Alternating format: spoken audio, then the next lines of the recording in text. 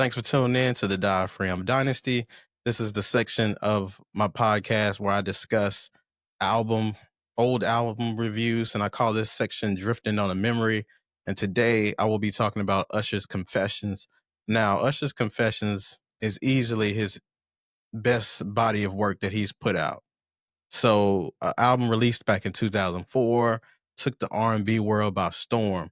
And this album has been called or, labeled by a lot of people as the greatest R&B album of all time. Now, that's a bold statement or a huge statement to make, especially when we've seen albums like The Miseducation of Lauryn Hill, R. Kelly's 12 Play, Marvin Gaye's What's Going On. Stevie Wonder has a few albums that's in that conversation.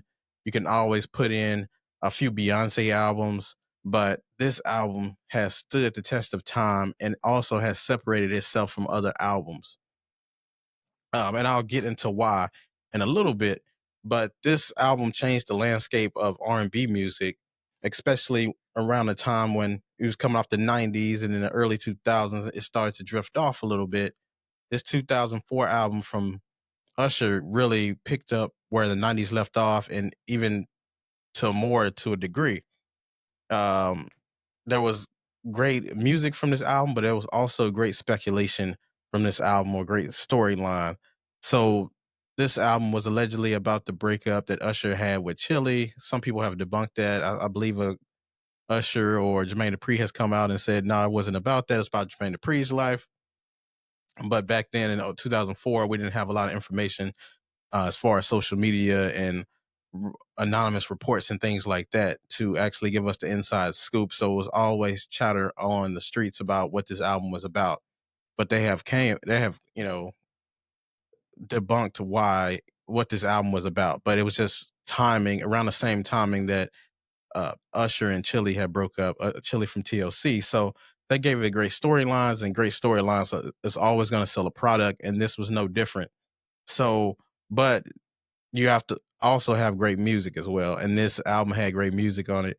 So the popularity of the single Yeah with Little John and Ludacris, uh, you know, it shot the album up the charts because this song was the poppiest song on the album.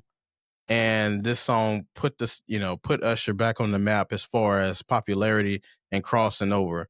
I remember going to company party for a bunch of people of diverse backgrounds, and one of the songs they kept playing was this Usher's Yeah song.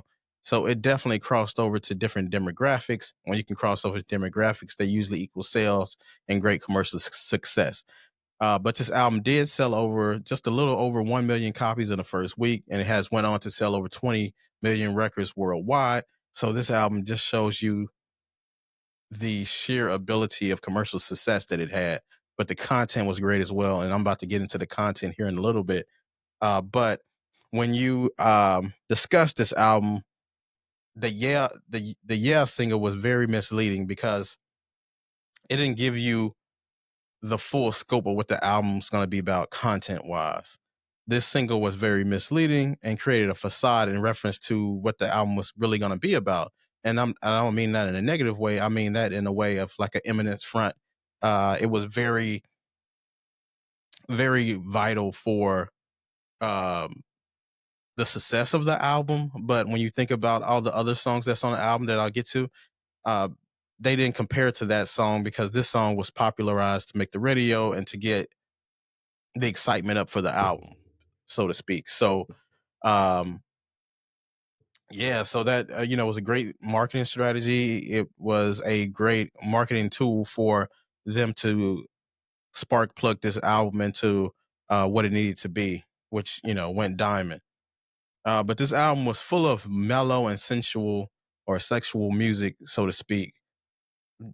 And yeah, it wasn't that.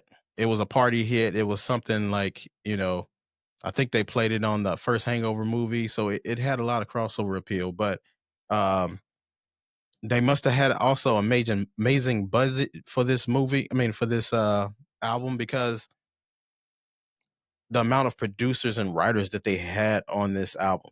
So producers and writers like Little John, Sean Garrett, Rico Love, Just Blaze, Jermaine Dupri, Brian Michael Cox, Jimmy Jam and Terry Lewis, legends, Robin Thicke.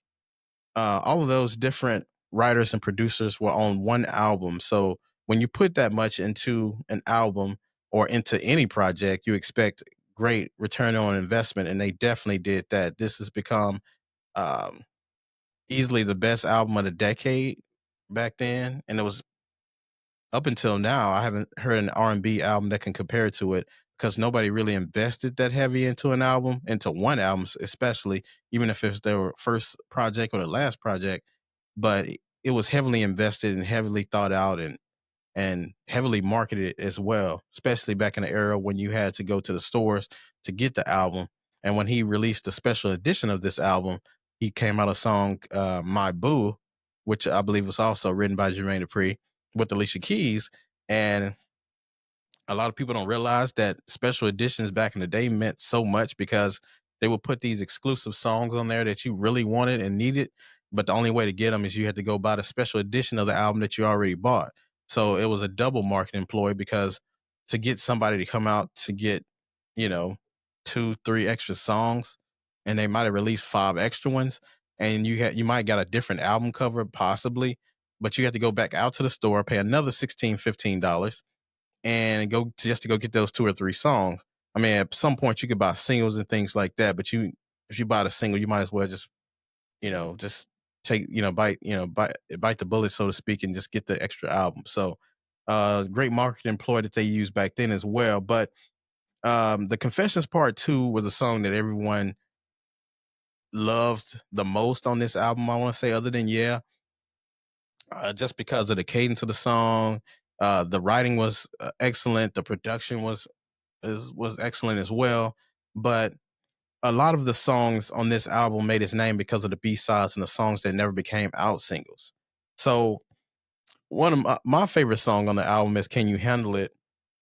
And it's written by Robin Thicke. As I always talked about before, I'm a huge fan of the falsetto. Usher has one of the best falsettos in music, not just R&B, but in music in general.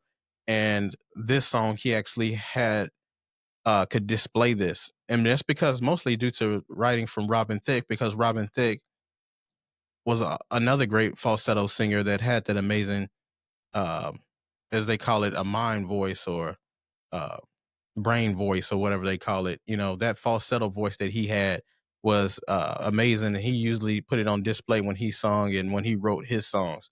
So that's my favorite song on the album. But Superstar is another song that's very close on my favorite list just because of the content matter and the lyrics. Not so much the production. I really didn't care about production as much because the writing was so magnificent on this album.